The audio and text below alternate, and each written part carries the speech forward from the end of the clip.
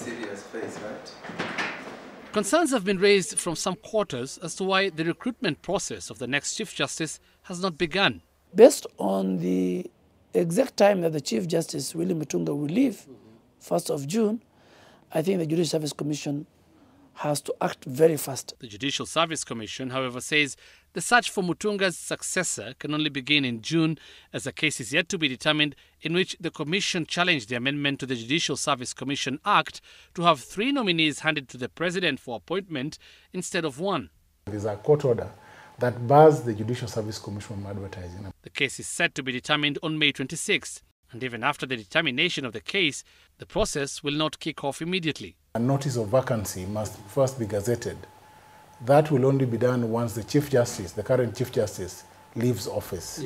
The current Chief Justice will leave office on the 16th of June 2016, and therefore the notification will be done in the earliest on the 17th of June 2017. After that, the Judicial Service Commission will call for applications and give a 21-day period for interested candidates to apply.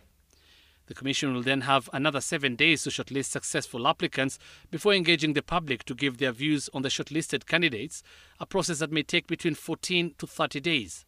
Thereafter, the candidates will be interviewed and the Commission will forward the name or names of the nominee or nominees, depending on the determination by the courts, to the President, who will then have 14 days to forward it to Parliament, and Parliament has 21 days to approve. Again, you're looking at timeframes that we are not in control of. And that is why the Judicial Service Commission is simply given a time frame of about 3 months in the minimum to conclude this process from commencement. That means it could stretch to about mid-September or early October 2016.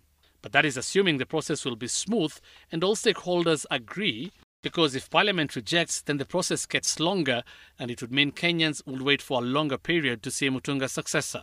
In the intervening period, before the new Chief Justice is appointed, the Deputy Chief Justice will hold forte as the President of the Supreme Court, while Professor Margaret Kobia, who is the Vice Chair of the Judicial Service Commission, shall be the temporary Chair of the Commission. Hussein Mohammed for Monday Special.